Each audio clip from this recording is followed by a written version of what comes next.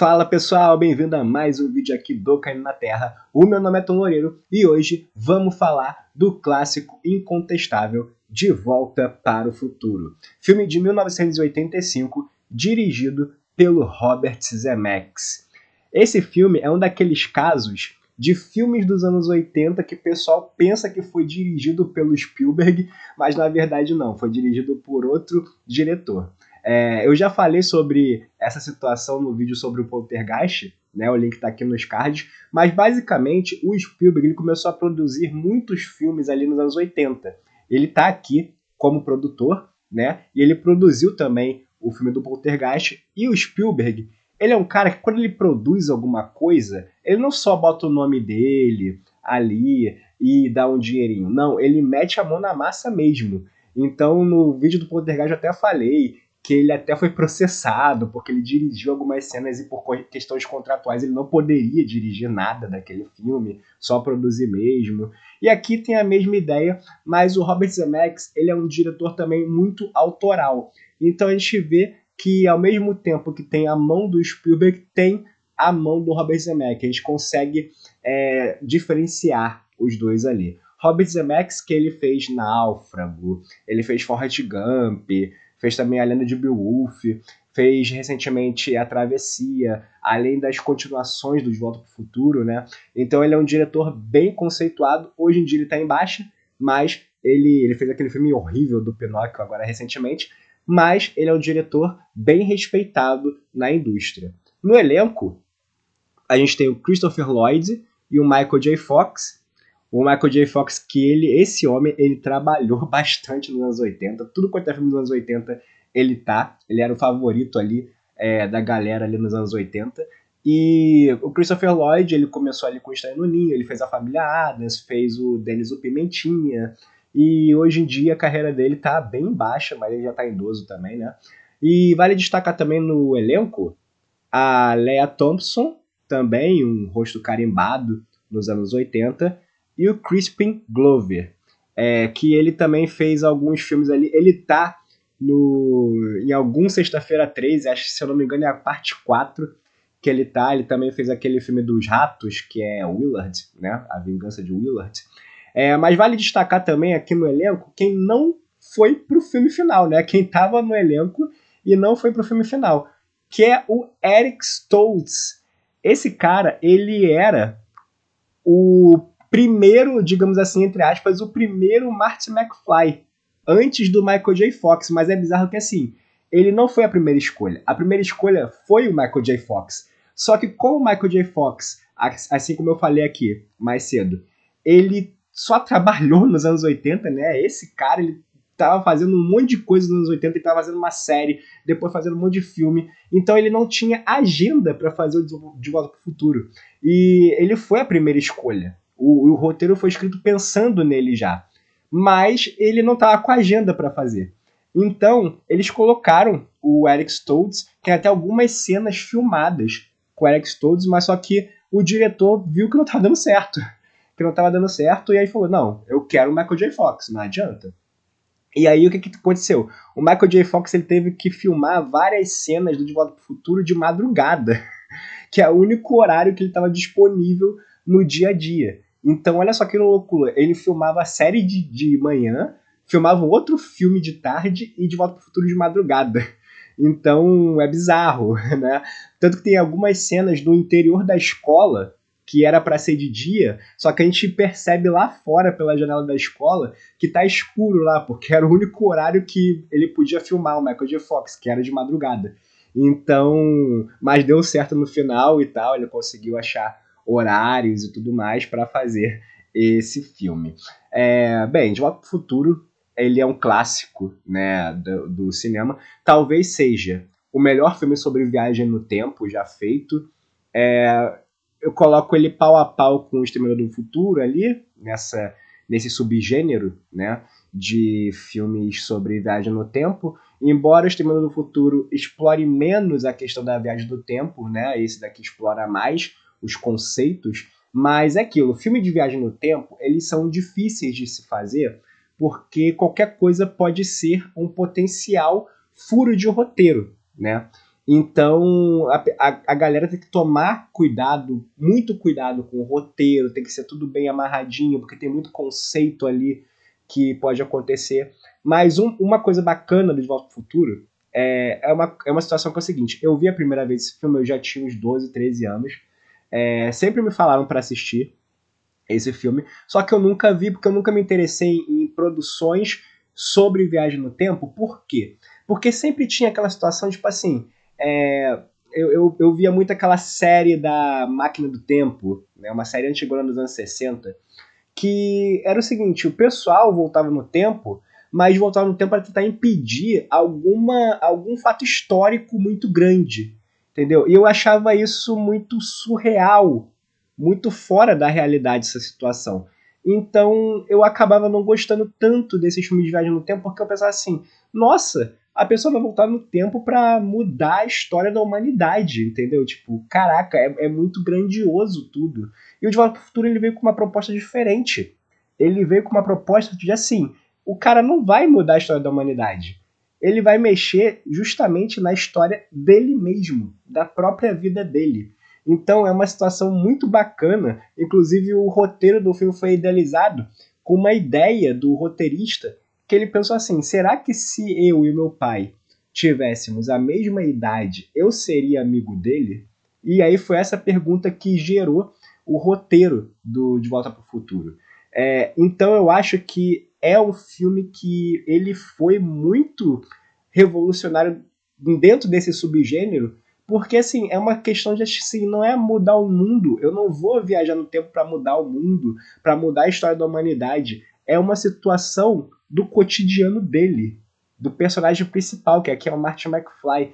Então, é muito bacana. É uma situação muito bacana desse filme. Fora que a direção é ótima. O filme ele tem um tom aventuresco incrível, que, assim, quem acompanhou o filme pela Sessão da Tarde, assim, é um filme bem com a cara de Sessão da Tarde, assim, mas é aquela Sessão da Tarde raiz, boa.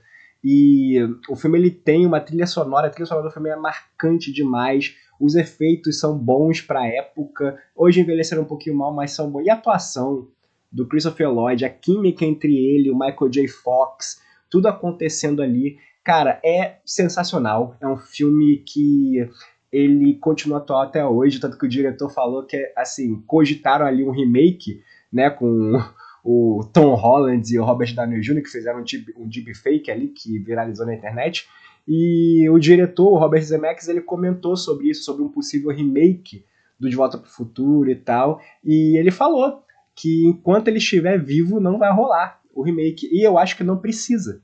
Eu acho que não precisa. Porque o filme, ele tá tão redondinho, ele envelheceu tão bem.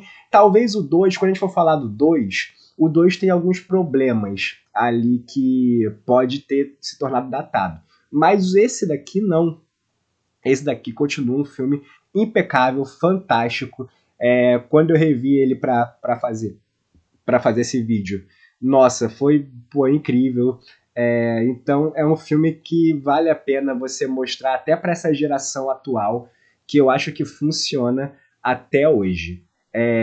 Enfim, o filme ele já começa com uma grande referência ali, que é um bonequinho ali pendurado no relógio. Tem vários relógios ali no laboratório do Dr. Brown, né? Vários relógios mesmo. Então a gente já vê nesse primeira cena aqui que é um filme que vai brincar muito com essa questão do tempo. E aí tem um spoiler ali também, é uma referência ao filme antigo, mas também é uma situação que não é bem um spoiler, mas é uma situação que o filme tá falando: ó, isso daqui vai acontecer em algum momento do filme, realmente acontece no final, né? E aí a gente vê um garoto ali com uma guitarra e ligando um amplificador gigante nesse lugar ali, né? E claro que não dá certo, ele voa ali, tanto que até no clipe do Michael Jackson lá do Black White eles referenciam isso, né?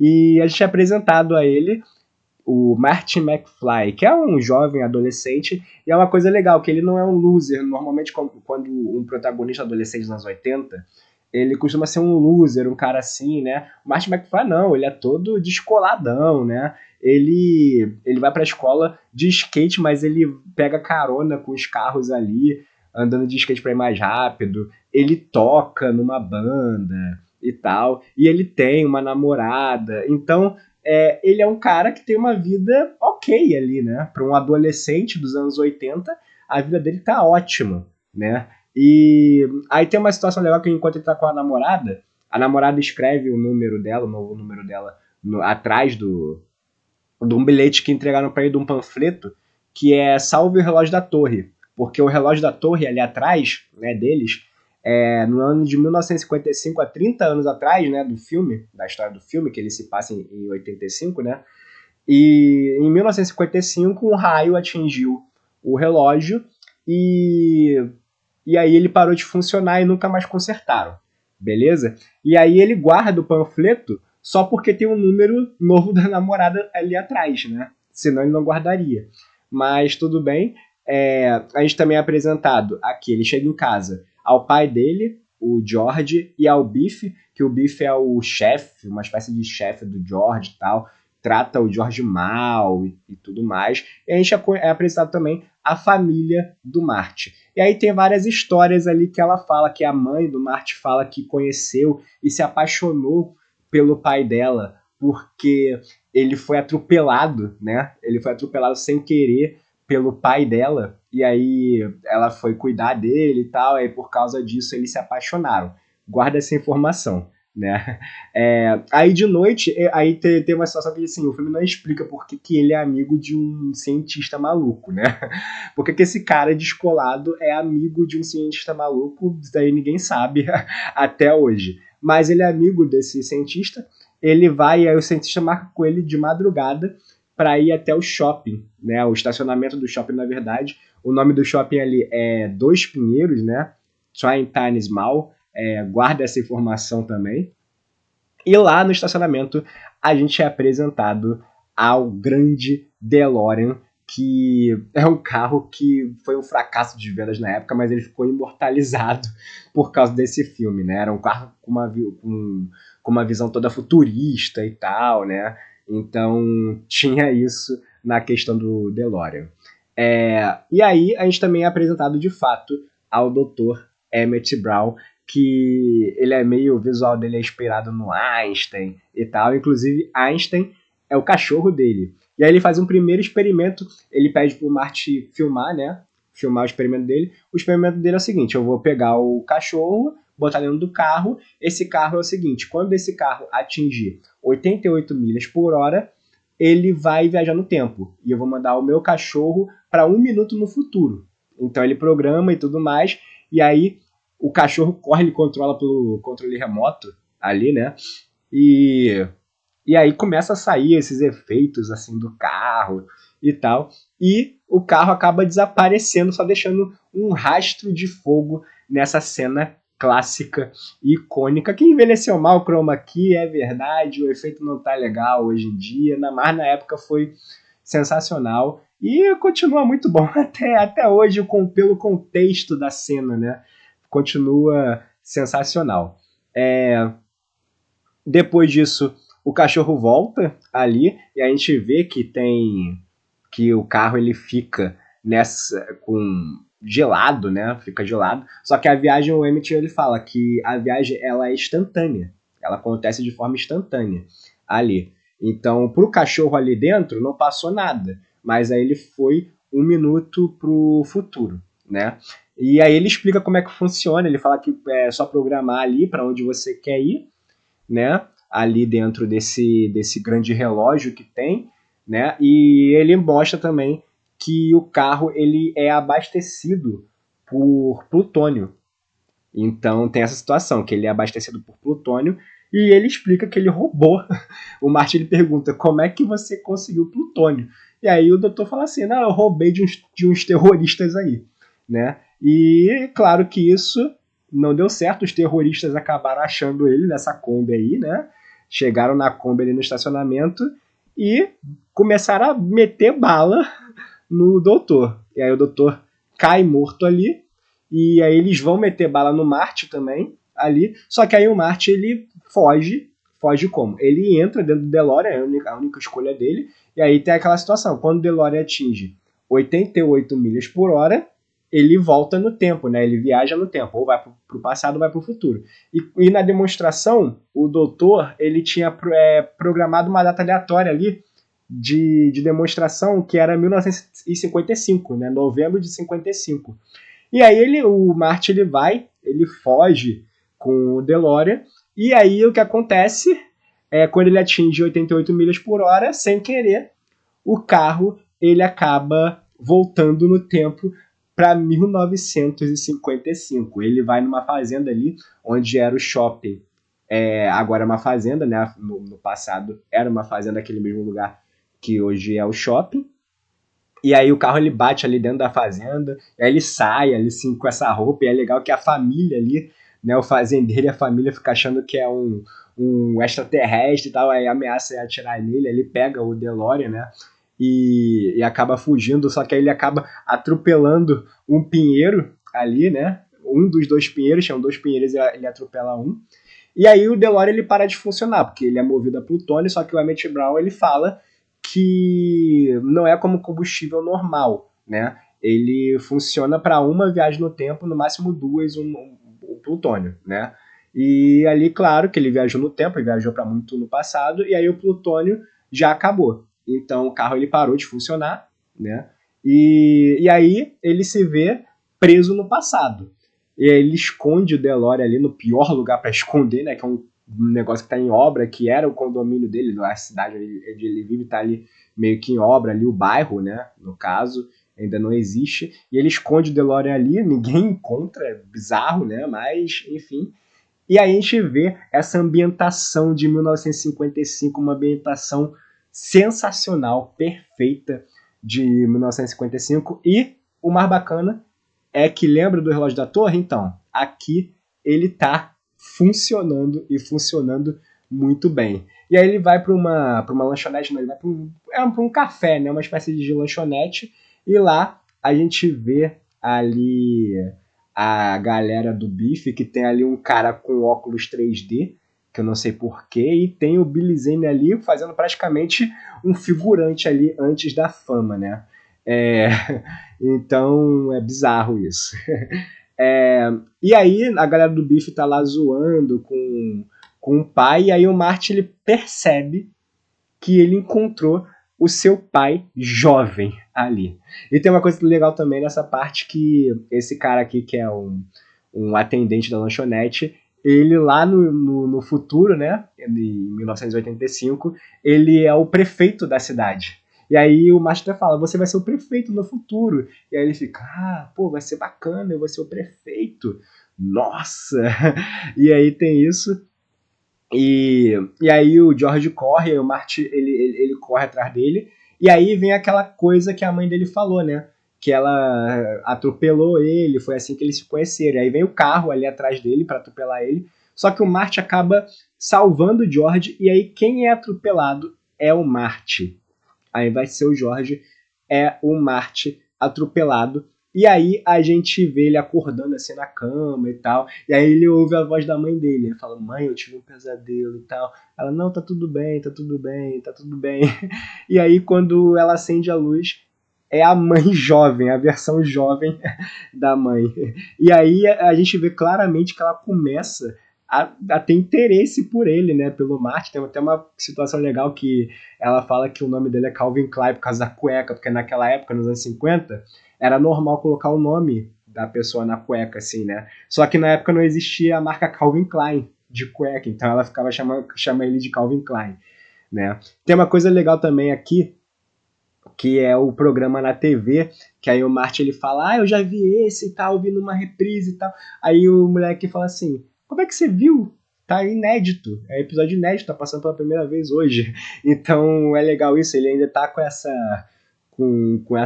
confusão assim da onde ele veio e da onde ele tá, né? E aí a mãe começa a dar mole para ele, começa a se apaixonar para ele, tem essas coisas assim. Só que ele não tá preocupado com isso, ele sai da casa de lá da mãe dele e vai procurar o doutor do passado, porque ele tem que voltar para a época dele, né?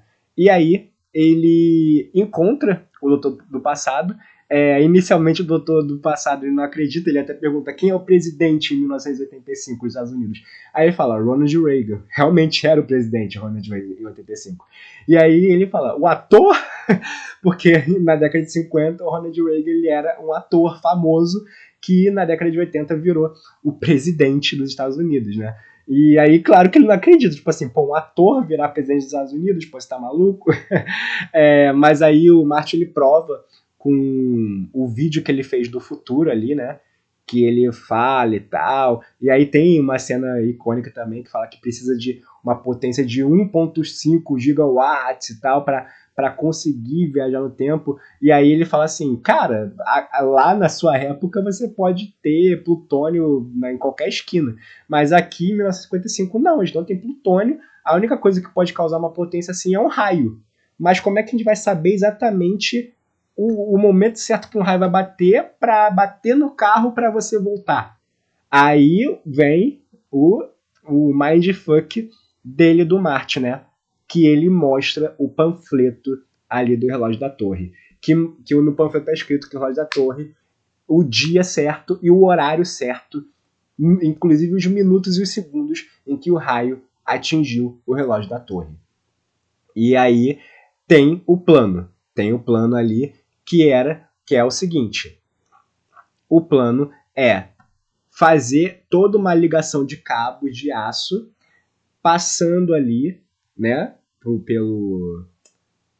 pela rua, e aí quando o raio atingir, a descarga vai passar por esse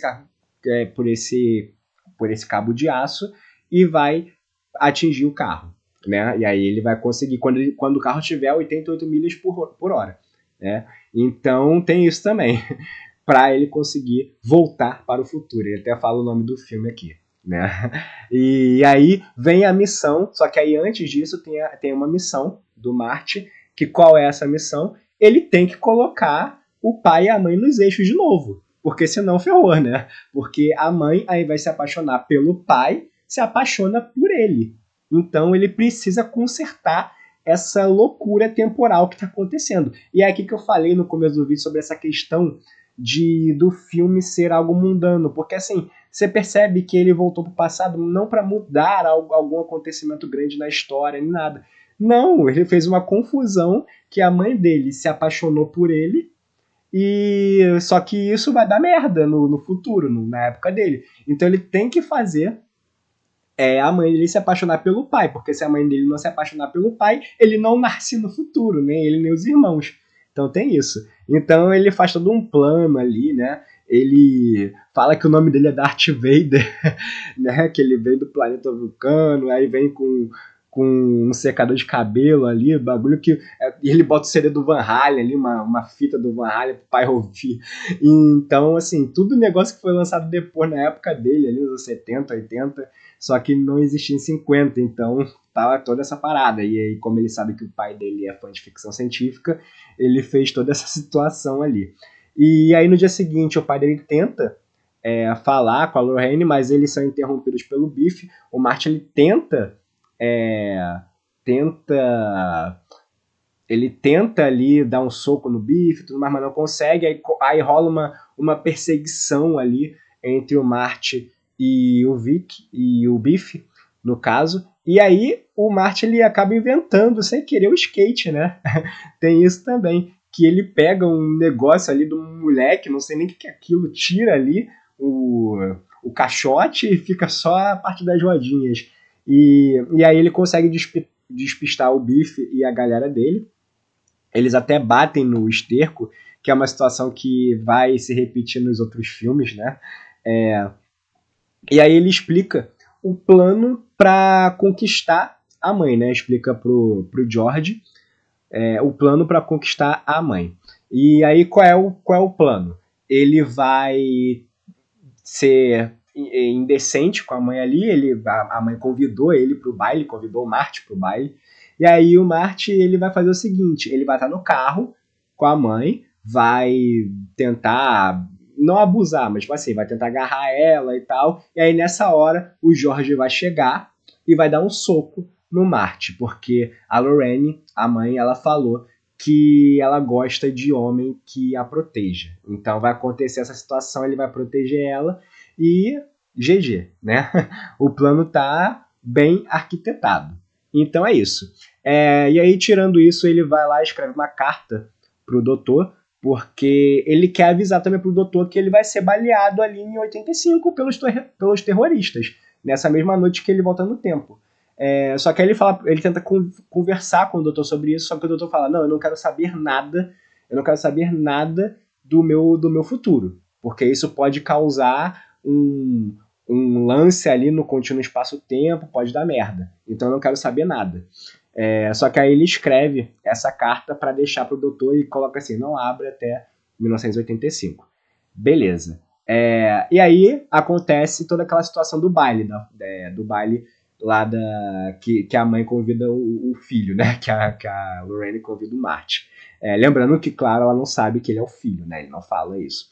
Eles estão no carro e tal, e aí ela tá toda dando mole, toda chegada nele e tal, e aí ela acaba beijando o Marty. A mãe acaba beijando o próprio filho. Só que ela é estranha, ela fica falando, pô, parece que eu beijei meu irmão, o que é isso?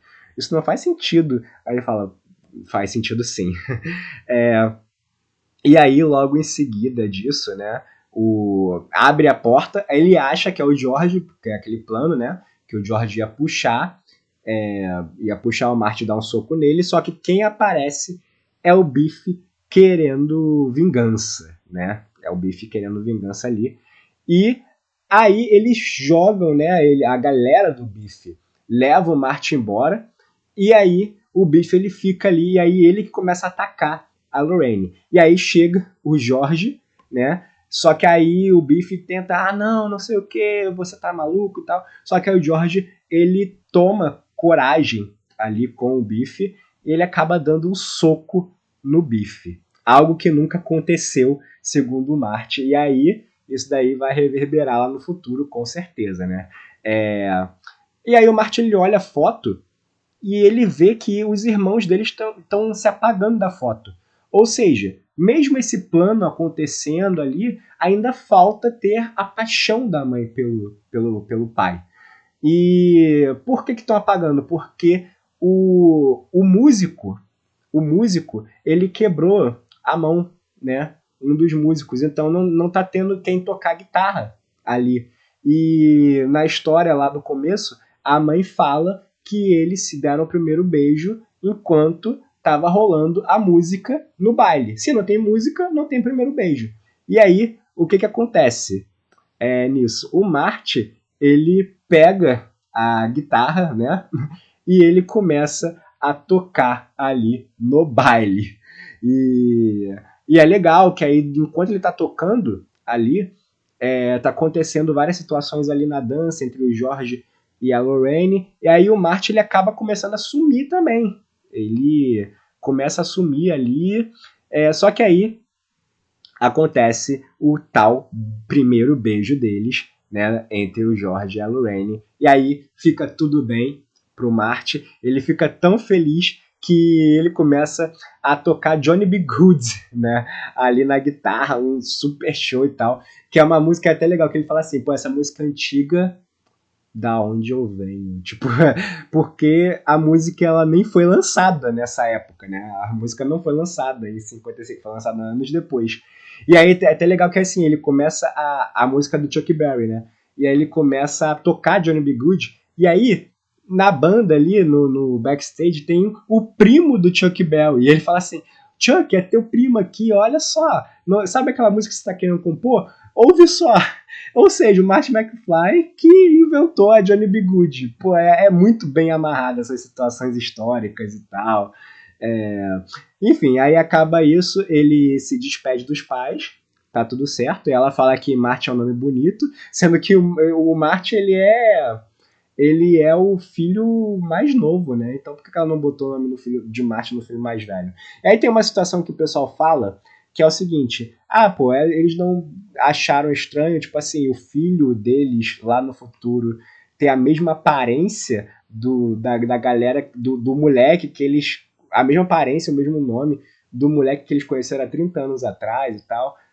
Bom, eu não acho um furo de roteiro porque assim, você se lembra do rosto exato das pessoas que você viu, sei lá, por uma semana, no máximo, há 10, 20 anos atrás, você não se lembra. Então, eu acho que isso não chega a ser um furo de roteiro, porque eles não tiraram foto juntos, não tiveram nada, não tem nenhum registro do Marte ali, ele só tem a lembrança, então a lembrança com o tempo são 30 anos, né? Então pode estar meio deturpada, né? Enfim, acaba isso, e aí começa toda a preparação para o Marte para voltar para o futuro, né? E aí, enquanto isso, o doutor, ele acha a carta que o Marty ele colocou dentro do bolso do doutor ali, né? E aí o doutor fica me rebutando. Ele fica, não quero saber. Não quero saber do meu futuro. E aí ele acaba rasgando a carta ali. Aí o Marty tenta falar, mas só que não tem tempo, né? E aí arrebenta, o cabo solta lá do topo do relógio e tal. Eles têm poucos minutos até o raio atingir. E aí o doutor ele vai até o topo do relógio, e ele acaba escorregando, aí ele se pendura ali, igual a cena lá do começo, a primeira cena lá do filme que eu mostrei aqui, que tem aquele bonequinho assim no relógio, então isso acontece, ele se pendura, e aí dá muita merda nessa parte. E aí ele consegue ligar o cabo ali, só que aí uma árvore acaba caindo em cima do cabo ali embaixo, e também solta a parte de baixo ali do cabo. Então o que ele faz? Ele prende ali em cima, faz um rapel até embaixo, e aí no último segundo ele consegue prender de novo o cabo ali embaixo. E ali o Marty ele consegue voltar. E aí ele volta pro presente, e a gente vê ali no presente, que ele tá no presente ali, no presente do filme, né, que é 1985, e tem um filme pornô passando. É legal que, assim, esse filme é um filme PG-13, infanto-juvenil, e, tipo, uma das primeiras coisas que mostra, pra mostrar que ele tá na época certa, é um filme pornô em cartaz no cinema. Ok. E esse filme pornô existe de verdade, não é sacanagem não, ele existe de verdade. Inclusive aparece um mendigo, o mendigo ele foi ator desse filme pornô. É verídico isso. É verídico, é real. Enfim. E aí tem uma situação engraçada que o Marty ele chega e fala assim: ai, doutor, eu queria falar com você que você seria baleado e tal, quando ele tá lá no passado programando o carro, né? Pra onde ele quer voltar. Ele fala assim: não, eu posso voltar pra antes dele tomar um tiro e avisar ele. Só que ele programa pra voltar 10 minutos antes. Eu fico pensando, pô, não podia voltar tipo 1 hora antes ou umas 2 horas, tipo, bem antes mesmo, pra evitar, pô, 10 minutos, cara. 10 minutos o cara. E ele fala: eu tenho todo o tempo do mundo, eu consigo voltar pra onde. Cara, custava voltar algumas horas antes, ao invés de só 10 minutos, pra alertar o doutor. Mas enfim, né? É isso. Aí ele vai no shopping. Só que agora, uma coisa legal: o shopping, lá no começo, ele era chamado de Shopping Dois Pinheiros, né? Sendo que, lembra que no passado, lá na fazenda, do fazendeiro, o Marte ele acaba atropelando um dos dois pinheiros. E aí, quando ele volta, esse é o primeiro sinal que tem que ele mudou o futuro, né? É o primeiro sinal que tem que o shopping ele não é mais Dois Pinheiros, ele agora é o Shopping Pinheiro Solitário, porque só sobrou um pinheiro lá, porque o outro ele atropelou no passado. E isso é muito bacana, porque isso não é escancarado na sua cara. Essa é a primeira mudança que a gente vê que ele fez, né, no passado, que reverberou no futuro. E isso não é algo que está escancarado, é algo que é tipo assim, é um easter egg. Então é muito legal isso, essa situação que ele não precisa jogar na sua cara isso. Mas enfim, aí o burro do Marty ele ainda vai correndo, né, pro shopping, e o que acontece, claro, 10 minutos que ele colocou, ele não consegue chegar a tempo, o doutor é baleado do mesmo jeito, né, e aí ele chega ali no doutor e tal, ele vê ele mesmo voltando no tempo, e aí ele vai lá e vê o doutor, só que aí ele vê que o doutor ele tá com colete à prova de balas. Aí ele se pergunta: ué, mas o que aconteceu? Eu não falei pra você nada e tal. Só que aí ele vê a carta toda emendada. E aí o doutor falou assim, não, eu resolvi ler, dane-se. E aí ele vai pra casa, né, tá tudo certo. A gente vê que os terroristas se ferraram, acabaram batendo a Kombi e tal, aí tem isso também. E ele volta pra casa e ele vê que tem coisas diferentes. Primeiro, os irmãos estão bem sucedidos e os pais também. Tipo, o pai virou um puta escritor de ficção científica e tal. E aí ele olha na garagem, tem um carro dele na garagem, um carro que ele sempre quis e tal. E aí ele vê também que o Biff se deu mal. Antigamente era o Biff o chefe do Jorge. Agora é o contrário, o Jorge é o chefe do Biff. O Biff ele lava o carro do Jorge e tal, né? E aí ele percebe que ele conseguiu as coisinhas mínimas que ele fez lá no passado deu consequência no futuro, né? Porque ele lembra que ele falou assim que o Jorge ele nunca tinha dado soco no Biff. Como o Jorge deu um soco no Biff, isso mudou, porque o Biff ele não é mais o valentão com o Jorge. Então isso é uma situação muito bacana. Tem outra situação que o Jorge ele fala assim, não, eu queria escrever, mas só que eu tenho vergonha e tal, das coisas que eu escrevo. A Marge fala, não tenha vergonha, escreve mesmo. E aí ele virou um escritor de sucesso. Então tem tudo isso que Marty fez que melhorou a vida dele. Só que aí, o doutor, lá na noite anterior, o doutor ele falou assim, não, eu vou pro futuro, vou conhecer o futuro e tal, vou para 30 anos no futuro para conhecer o futuro para saber. Só que aí ele volta, enquanto Marty tá lá na casa dele, o doutor volta e volta desesperado, tá até a namoradinha do Marty ali junto e tal. O doutor volta e fala assim, Marty deu merda no futuro. Deu merda no futuro, eu preciso de você lá. E aí o Marty até fala, que merda que deu no futuro, gente. É comigo? Não é com você não, é com seus filhos. E aí ele vai lá, entra no carro e tal, aí a gente vê que agora não é movido a plutônio, é movido a um monte de coisa, ele pega lixo, pega casca de banana, um monte de coisa, joga no carro para dar combustível para voltar no tempo. E ele entra assim, o Marty fala assim, olha, não vai dar para chegar a 88 milhas por hora aqui não, né? Não vamos, a rua é muito curta. E aí ele fala a frase clássica que é, para onde nós vamos, não precisamos de rua. E aí a gente vê que o carro sofreu um upgrade no futuro e o carro agora é um carro voador. E o filme acaba assim, com um cliffhanger que não era planejado, né? Não era planejado uma continuação, mas aí a gente vai ver no próximo vídeo que essa continuação rolou. E esse foi De Volta para o Futuro. Esse vídeo ficou enorme, mas é porque é um clássico e tal. E vale muito a pena ver. Se você não viu o filme até hoje, vê, mostra para seus filhos e tal, que é um filme que vale muito a pena assistir até hoje. É isso, pessoal. Já não vou estender tanto, que o vídeo tá enorme. Deixa seu like, se inscreve no canal, comenta aí embaixo o que você acha do filme, dê sugestões de novos filmes para fazer review aqui no canal. Críticas positivas também, tudo que você quiser falar, fala aqui nos comentários, tá ok? Eu vou ficando por aqui, meu nome é Tom Loureiro e até a próxima!